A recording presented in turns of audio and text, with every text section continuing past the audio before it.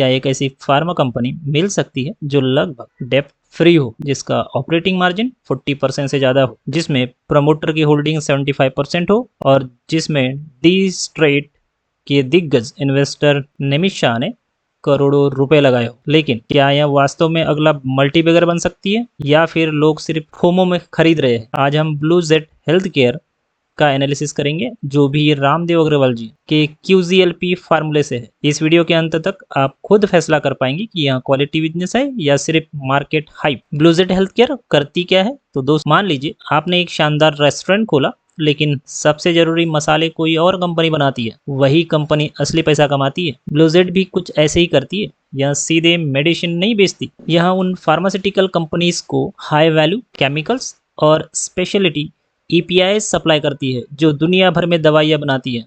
यानी B2B business और B2B में ब्रांड से ज़्यादा क्वालिटी मायने रखती है। सबसे ज़्यादा पैसा हमेशा वही कंपनी कमाती है जिसका नाम आम लोगों को पता भी नहीं होता। रामदेव जी अग्रवाल सबसे पहले क्वालिटी देखते। उन्होंने कभी नहीं कहा लो पी खरीदो, उन्होंने कहा हाई क्वालिटी खरीदो। ब्लू जेट देखते हैं, ROE 80%, मतलब 100 रुपये कमाने पर कंपनी लगभग 18 रुपये प्रॉफिट बना रही है। डेप्ट सिर्फ 0.03, यानी लगभग डेप्ट फ्री। ऑपरेटिंग मार्जिन 42%, मतलब 100 रुपये की सेल्स पर लगभग 42 रुपये ऑपरेटिंग प्रॉफिट। एग्जाम्पल मान लीजिए 2 दुकानें हैं, पहली 100 रुपये कमाती है, प्रॉफिट 10 रुपये, दूसरी 100 रुपये कमाती है, प्रॉफिट 42 रुपये। आप कौन सी खरीदेंगे? यही फर्क मार्जिन का होता है। अब सबसे बड़ा सवाल, क्या यह कंपनी तेजी से बढ़ रही है? रेवेन्यू की बात करें, 508 करोड़ से 544 करोड़, प्रॉफिट 136 करोड़ से 145 करोड़ ग्रोथ है, लेकिन रॉकेट जैसी नहीं।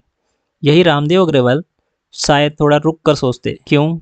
क्योंकि वे सिर्फ अच्छी कंपनी नहीं, लंबे समय तक बढ़ने वाली कंपनी ढूंढते हैं। हर अच्छी कंपनी मल्टी बैगर नहीं बनती, हर मल्टी बैगर पहले अच्छी कंपनी जरूर होती है। अब सबसे महत्वपूर्ण सवाल, क्या कोई दूसरी कंपनी ब्लू जेट जैसा बिजनेस आसानी से बना सकती है?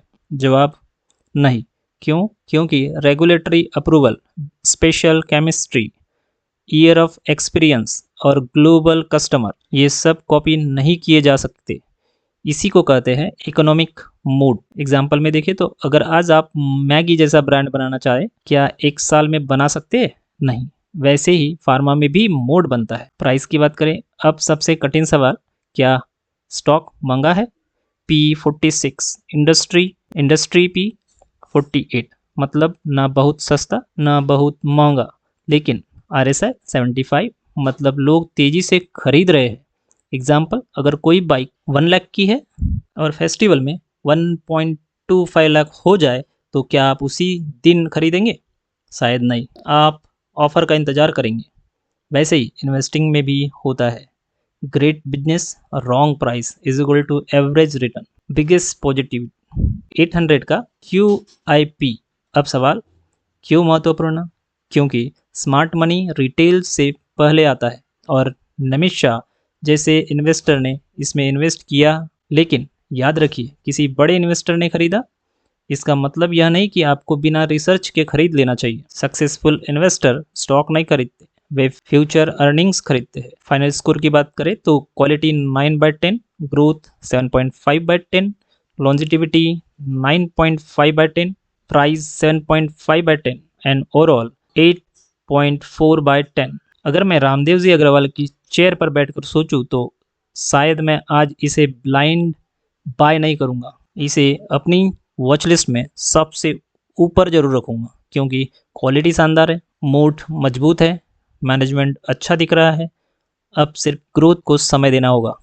अगर अगले 2-3 साल अर्निंग तेजी से बढ़ती है तो यह कंपनी एक शानदार लॉन्ग टर्म कंपाउंडर बन सकती है। लेकिन अगर ग्रोथ नहीं आई तो वैल्यूएशन प्रेशर भी आ सकता है।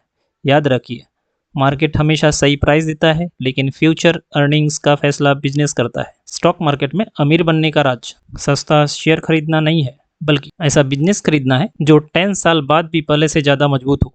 प्राइस आपको आज दिखाई देता है, लेकिन वेल्थ हमेशा फ्यूचर अर्निंग्स से बनती है। मल्टीबैगर स्टॉक खोजने से पहले मल्टीबैगर सोच विकसित करो। जय हिंद।